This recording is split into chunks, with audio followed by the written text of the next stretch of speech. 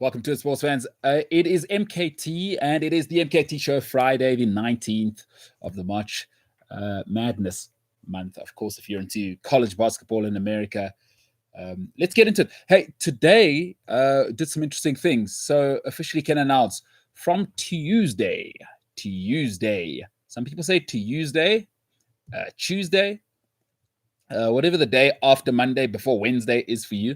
That's when we are moving to 12 o'clock.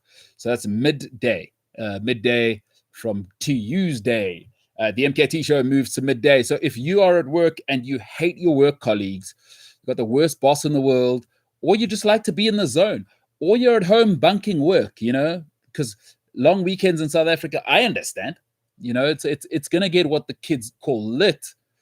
You probably are going to be feeling, it's a miracle to me how many South Africans are going to be calling in sick to work on Tuesday. Of course, Monday being the added on public holiday, might as well on Tuesday recover from Sunday, Monday.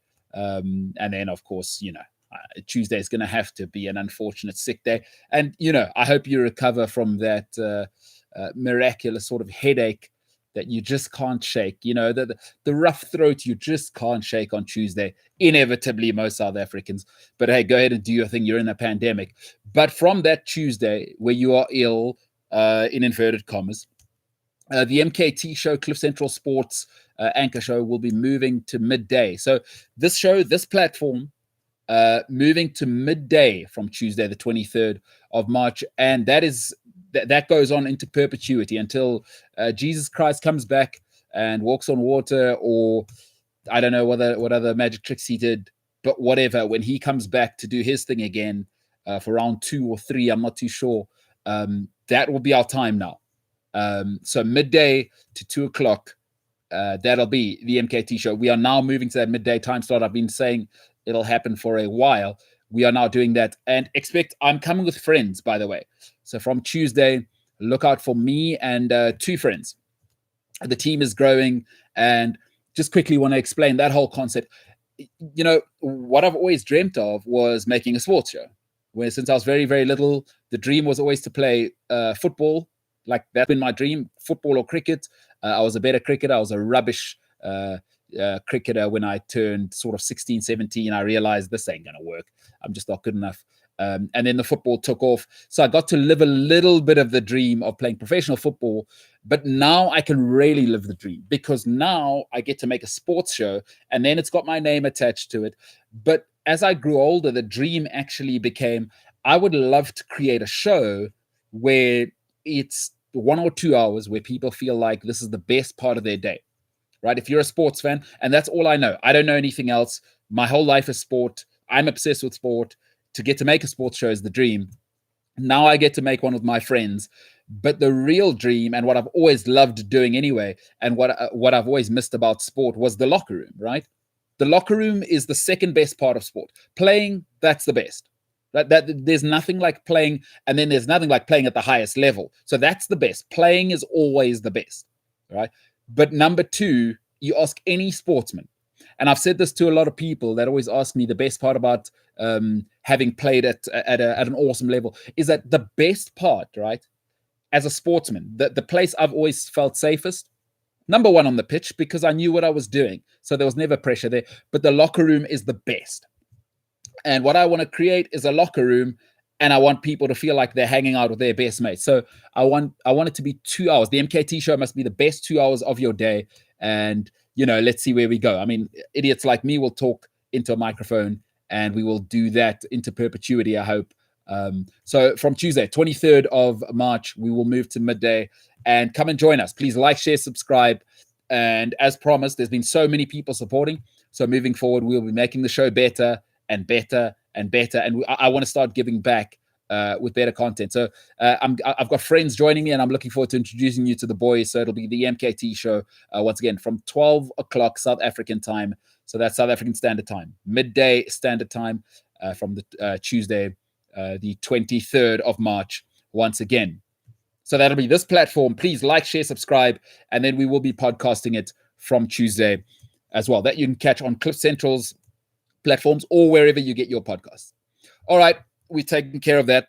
Just had to do that laundry, as they say, do the ugly stuff. But now we can get to the fun stuff. It is Friday, of course. Friday 5. I get into that.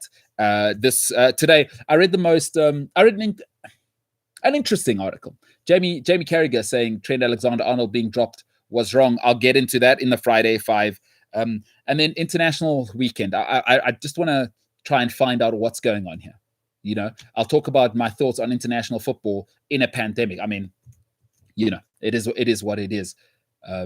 Really looking forward to getting into that. All right, like, share, subscribe. Remember, Cliff Central Sport on all digital platforms. Otherwise, it is MKT Inspires. If you would like to see what I've got to say, please slide in the DMs. That's on Instagram, Twitter. And by the way, I've just shared a video. If you haven't seen it, it is a series I've compiled with Betway. It's called Siafunda with MKT. Today's one, cricket. Of course, another game I love. So go and check that out. Like, share, subscribe. I shared that a little bit earlier. It's on. It is on my stories. It is on my platforms on Instagram and Twitter. So go and check that out. MKT Inspires. Otherwise, you want to get a hold of us, electronic mail, right? It's what they used to do in 1855. Email sport@cliffcentral.com. All right, Friday 5. Let's get into it. Had a great week, by the way. Let's finish strong. Let's have a great weekend. A lot of people will be exercising their human rights. And by the way, I imagine some light brown ales will be going down with some tanned meat for South Africans, which is what we do better than anybody else this weekend. So enjoy exercising that whole human right. All right, the Friday 5. Listen, Jamie Carragher came out and said he finds it astounding, and he says it's wrong that Trent Alexander-Arnold was dropped from this past squad. Look, I'm going to get into the Friday 5, right? It is the best current English right backs. So Trent Alexander-Arnold, for those of you who don't know, Liverpool right back, and he's had a tremendous previous 18 months, right? Excluding this season, by the way.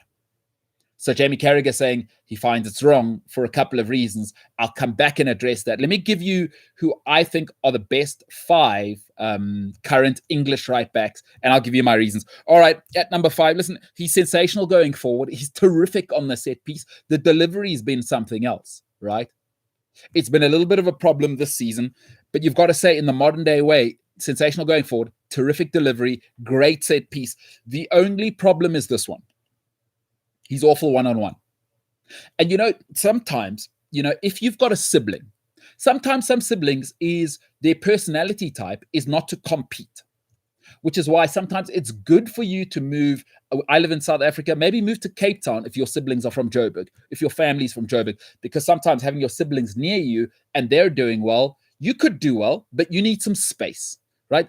Listen, parents say we don't have a favorite child. They have favorite kids. Sometimes one sibling needs to move away to flourish with their partner, and then you can actually express yourself outside of your family dynamic. That happens, right? Now, I don't have that in my family, but that I do know that works sometimes. The problem for Alexander-Arnold, here's the problem, is that even with Liverpool kind of crumbling, Robertson's standards haven't dropped at left back. So we're like, oh, okay, that's what a wing back should look like, or a fullback. Robertson's been brilliant anyway. I think he's been arguably the best left back, maybe Luke Shaw. So now Trent Alexander-Arnold has no excuse that, oh, our midfield's injured. Oh, everybody's injured. Hey, Robertson's on lockdown right there. The goals aren't leaking in that side. And Robertson's still getting forward, by the way. So Trent Alexander-Arnold at number 5. I think Trent is the 5th best English right back. And the problem is this. If you're going to be that cavalier, and I have to babysit you in an attacking system, especially when some of our players get injured, that's a problem. I can't have you in a World Cup, and now we're playing Spain, and they're putting pressure on you, and I got to put you on an island because you got to defend their wing or wing back all on your own, and you need babysitting. Everybody must do their job. When we're grown-ups, it's what made Ashley Cole great. Terrific going forward. And, Danny Alves was a different thing. Jamie Carragher compared Trent to Danny Alves. Please. The great thing about Danny Alves is you could put him on an island with the best left wing you got. No problem. You bring it on. The right wing doesn't even need to worry. Stay up there. Like Leo Messi playing on the right. Don't even worry about it. In fact, if they attack with 2, I got it. Trent Alexander-Arnold, you can't put him on an island one-on-one. he's awful. Positioning, awful. That's why he's my fifth option in England. At number 4, this man has awful positioning as well. But what he's got over Trent, he's a freakish athlete. His legs are like a telescope. They are unbelievable. They seem to come out of nowhere like an octopus. Awful positioning, tactically awful, but a freak athlete. He's like Rio Ferdinand was very much in this mold, right? Not the greatest sort of positioning and tactically, but Rio for 6-7 years was maybe the best centre-back athlete in England. So he could recover. I mean, Rio was just an absolute thoroughbred. And so is this guy. I think you see, the great thing about this guy is he's locked down one-on-one. So in that position, the whole of this right side, if you put him on, and Man United have experiences, just don't worry about it. They can attack with 2, no problem. He's such a physical freak that it covers up for all his other deficiencies. His one downside, hits the halfway line, gets a nosebleed because technically he is awful with the ball at his feet and he couldn't deliver the mail. But at number 4, for me, I'd pick him just because he's solid and I don't have to worry about that side. At number 4, Aaron Wan-Bissaka. At number 3, we've just seen him come back. He did some naughty stuff off the field. It wasn't anything bad in terms of as a person, but there was some stuff in terms of the gambling. He broke those rules, but he returned last night. Oh, he's been back for a while. He played last night against Chelsea or 2 nights ago. Listen, this guy's got the best delivery, I think, of any English player, including Ward-Prowse, by the way. I think this guy, of any English eligible player, has the best delivery of all of them. He's a set-piece maestro. He's shown that. He's at a team that's leading La Liga, and he's their set-piece specialist from right back. He takes their corners. I mean, you saw yesterday, left, right, he has to trot across and take them. His timing is so sweet. His delivery is unbelievable. He's the best set-piece maestro. And by the way, Jamie Carragher said in a tournament, Trent Alexander-Arnold's delivery or set pieces, free kicks, might be crucial in a tournament. This guy's got better free kicks and better delivery, by the way. So for me, again, and here's what's great about this guy, right? He's one of the quickest wing backs in world football, and you can put him on an island one-on-one. Listen, he shut down Chelsea on the left there. Chilwell, he was getting no change. Right? Absolutely zero change. Even Werner had him on lockdown. He had no problems because you can't beat this guy physically. He's tremendous technically, and his delivery is second to none. At number 3, Kieran Trippier. He's a wonderful, wonderful player. He's been out for a while now. I think you'll see the best of him, when he left Tottenham. Listen, if there's one thing at Atletico Madrid they're not putting up with, is if you can't defend. Right? That madman, Diego Simeone, he does not care about attack. Right? That's a secondary thought. If you cannot defend, he's not buying you.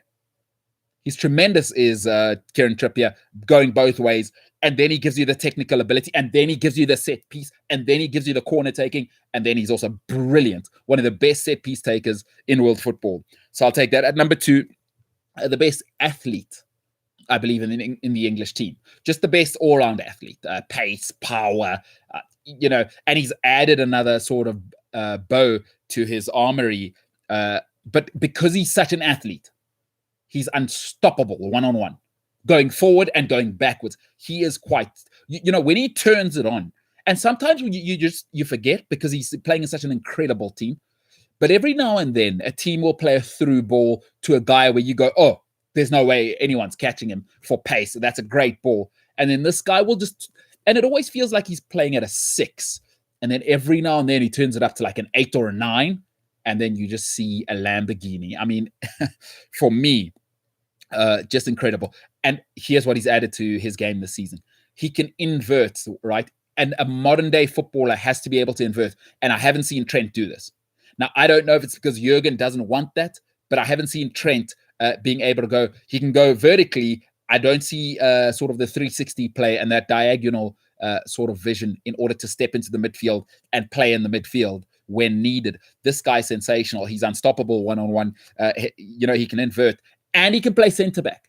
When you go 3 at the back, this guy can play centre-back. Trent can't give you that. So there's no reason to have Trent when you have this guy. At number 2, I think it's England's second best right back, Kyle Walker, and he's the second by quite a bit. At number 1, people might say it's a hometown call, but he can do everything, right? His delivery is awesome. He's got that big body. and it's not stopping him getting up and down. He's a Rolls Royce, this guy, whether you like it or not. And by the way he takes the chest strap, I don't know if you've had a look at this. He is sensational. Great positioning, phenomenal positioning, tactically great. He can play in a back three, back four. He can play as a wing back, play as a full back. And the most important thing for me, if you want to play at the very top, in the very top echelon, when things aren't going well, I need to be able to put you on an island. Right? So I don't care if I'm playing against Kylian Mbappe. I need to be able to leave you out there and go, I don't have to worry about that. I got to worry about the rest of the team when we're playing top-class sides. This guy's awesome. His positioning is great. His delivery is sensational. He takes set pieces, takes the corners for Chelsea at number one. I think England's best right back. And it's scary because he's only 20, is Reece James by some distance. Everything that everybody else can do, he can do. Plus, he could be a right wing. He could be a center. By the way, he actually played at midfield, defensive midfield, and was the player of the year at Wigan. So he can play in midfield. He's so comfortable with the ball. He's a freakish athlete. He's a big boy. And if he's 20 and he's still going to get his man body, plus he's up and down. So it's not like you're getting that size and he's sitting back as a fullback, right? He's not that guy. He is up and down. He wants to get the ball. And he's so comfortable with the ball at his feet. He can run with the ball. So for me, an absolutely terrific player. The composure at 20 is sensational. He's the England right back. Everything that people think Trent Alexander-Arnold is, this guy is, and he can defend, and you don't lose any of the technical ability. If anything, you actually get the ability for what I love about Reece James. He can carry the ball. Trent can't carry the ball. What's Trent's thing? Give me the ball. I try and deliver it early, Beckham style. So, which is cool. I mean, he last year was sensational. It was out of this world. I think 16 assists. I mean, that's just ridiculous. Okay, but what happens when you got to do your real job? Right? It's nice. Folks, you can move into a house. I don't care where you are. But you can't live in a house if the foundation's broken and you've got, $10 million chandeliers with diamond-encrusted chandeliers. That's not a nice house when the wind's blowing through the cracks in the wall. No. That's not a house. That's not a place to live in. Trent can't do his base job. If you can't defend, I'm sorry. And the most asinine part of this article, he models himself on Dani Alves. Dani Alves could defend. Dani Alves could defend. He wasn't like defense was an afterthought. Dani Alves wasn't Roberto Carlos. It's just that he was so good going forward. So the lazy punditry immediately, I think it's a bit of lazy European style punditry. Oh, he's Brazilian. He's a little flashy. He likes to go forward. Dani Alves, you could leave on an island. Ask every single winger who tried to attack Barcelona. Dani Alves is, I'm up and down. And by the way, Leo Messi, you stay there. I'm going to give you the ball, by the way. And then I'm Dani Alves. If you don't travel with me, I'm going to hit it from 30 yards. It's going to get in the top corner. I'll take the corners and I'll take the free kicks. And I'm a maestro. So this idea that Trent is Dani Alves, stop. So please. This is what happens, right? One season of a guy and all of a sudden, that's too much. Dani Alves is the Cafu of his time. I always say in the modern day, there is Gigi Zambrotta. And for you youngsters, go and look him up. He was out of this world, both at Milan and Barcelona. And there's Dani Alves. Those are the two for me, the highest of the highest order. And then there's Cafu. But Cafu he's the top. Cafu's the Tom Brady, right? Nobody will be Cafu again. We won't see that again. That's completeness. That's everything: leadership, power, pace, defending, the delivery. The whole package. That's the prototype. But Cafu was that 20 years ago. Everybody dreams today of what Cafu was 20 years ago. Zambrotta, Cafu, Dani Alves. The Holy Trinity. Don't tell me Trent is that. He can't defend. All three of those guys could defend one-on-one. You could trust them. And then their delivery was out of this world. All right. Listen, we'll do Champions League and stuff with the boys on Tuesday. Once you meet the team, I'll do Tottenham. I'll do Champions League. We'll do all of that on Tuesday. Let's finish off the week with what is the most annoying thing for all of us, by the way, as football fans. Nobody wants an international break, right? An international break, you know what it sounds like? it's almost like, when you've got a great girlfriend or boyfriend and they have to go on a holiday with their family, but you can't come. That's what it feels like. That's what international football feels like. Like, that's terrible. Like, if you've got a great girlfriend, you want her around for the holidays, right? You want your girlfriend, you want to do stuff with her. A pleasure shared is a pleasure doubled. Then they're going skiing and you can't go with for whatever reason. Or whatever. They're going to the beach and you got to stay at home for whatever reason. Like, that's torture. If you've got a great partner, you want to be with them. That's what international breaks feel like. Right? It's like, I want to spend time with the Premier League. That's my girlfriend. That's my wife. I don't want to go. What is this international football? But here's why I think it's ridiculous. FIFA are just such a sad organization. And I think what they're doing is they're speeding up a Super League, which is awful for everybody. You know what FIFA haven't accepted is you are not the kings of football anymore. Nobody cares. Outside of like 6 countries in the world, nobody cares. We want to watch the Premier League. We want to watch the Champions League. Some people still want to watch Serie A. Some people still want to watch La Liga. I get it. But international football is dead. Listen, Euros is going to be fun. I'd love to be there. I'd love to watch it. It's a festival, yes. But I don't know anybody who wants to watch international football over the Premier League and the Champions League. But here's what makes it even crazier, is why are you making players, the people you claim to want to protect, why are you making them travel across borders in a pandemic? That doesn't make sense. And these are friendlies that have zero bearing on any of your tournaments. And by the way, FIFA takes money from every single league every single year. You must be registered through FIFA in order to have a league, in order to be a player. Every single piece of administration happens through FIFA. Every federation in the world pays tax to FIFA. FIFA's like the tax man, doesn't have to do anything and is guaranteed trillions of dollars a year. Trillions of dollars a year. I don't even want to know what they make without doing diddly squat. Friendlies add nothing. International football adds nothing as a watching spectacle for most of the viewing public. And then it is a pandemic. Why are you putting players' lives at risk? Because when you put the players' lives at risk, by the way, footballers are still people. Some of them live with mum and dad and wives and family and young kids that are vulnerable. And we still don't know enough about COVID yet to just be willy-nilly letting people go to Argentina. And because here's the problem. Here's the problem. And this has always been the problem. I've never understood this relationship. So you'll see Lewandowski, Bayern have said, go to hell. He's not playing for Poland against England. Right? Now you put Lewandowski in a position. Because now it looks like Lewandowski's choosing. And, listen, I think the notion of boundaries and borders or whatever, like, we live in a, relatively speaking, if you can afford it, we live in a global world. Right? I'm South African. I watch the Premier League. I don't even watch the league in my own country. Like, I've got no problem saying that. But now you put Lewandowski in a position. You know how Europeans are. And if you don't know Central Europeans, I have Polish friends. They have a way they feel about their country. Right? If you know any of the Baltic states, trust me, they all have a way they feel about their country. They love their country. Now you've put Lewandowski in a position because you know what he looks like now is, that guy you've sold out to the Germans. I promise you it sounds archaic, but you've put him in that position and hundreds of other players. African people, especially if you're West African, they feel a certain way about their guys being in Europe and never coming home. Now you're putting guys where they've got to choose between their health and the love of their people. That is ridiculous. Like FIFA, that is ridiculous. And hey, administrators don't care about that, but that's real. If we're football fans, if you love your country, that is real. And if you're a guy like Sadio Mane, he loves his country from everything that I've seen. Right? I'm not saying he's the only one. I'm just giving you an example.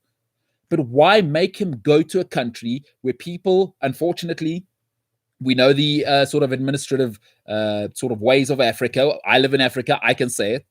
People haven't had vaccines.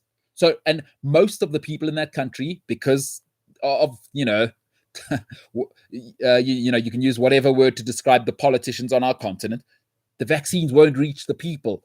Now, Saudi, listen, that's not Europe. You're not keeping people out of the airport in Senegal. You're not keeping people away in the streets from their hero, who they never get to see when Sadio Mane comes home. Now you're exposing him to a world where the people aren't the problem, but they haven't had vaccines, and we still don't know what COVID is, right? We don't know. I've spoken to scientists. It is still going to be a long, long trip, right? Even with this first vaccine, there's all sorts of side effects and mutations. So now Sadio Mane comes back. He has to quarantine for 2 weeks to go and play a useless game. I mean, folks, as the old adage goes, it's like a little bit like kissing your sister, it really doesn't count.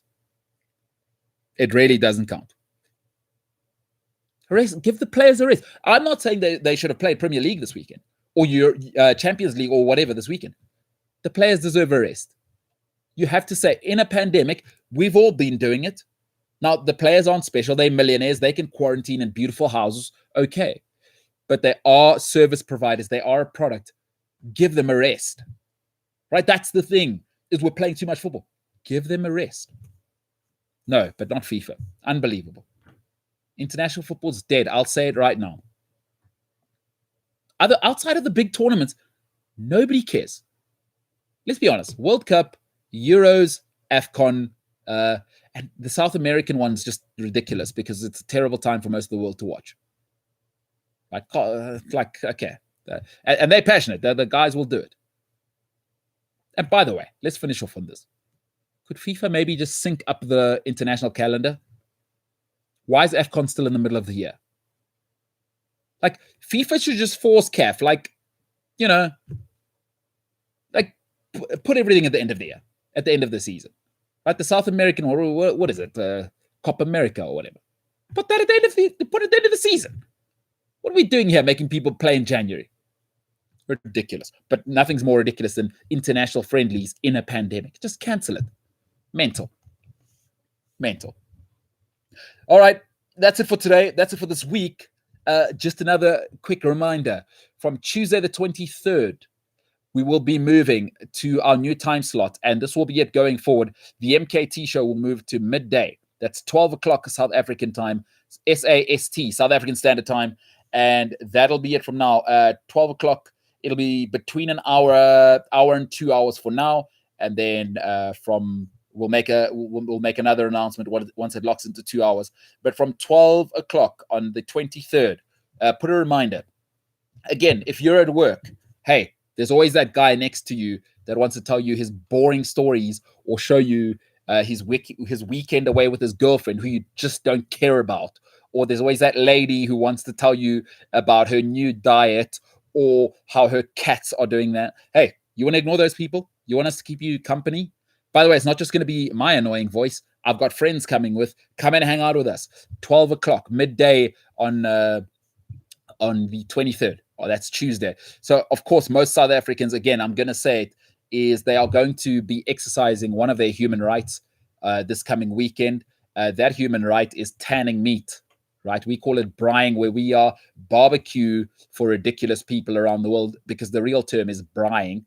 It's a braai boot. We're going to be throwing those chops and the bori on the obviously on the fire this weekend. And then that also comes with there's no ways you can do that, have all of that smoke in your eyes and all of those smells, and then not have something a little light brown with a little bit of foam on top. You know what I mean?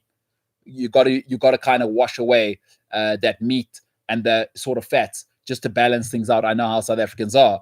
So if on Tuesday by midday or so you have come down with a mysterious illness and you're still at home at midday, just pop those earphones in, come and join us here on Cliff Central Sport on YouTube.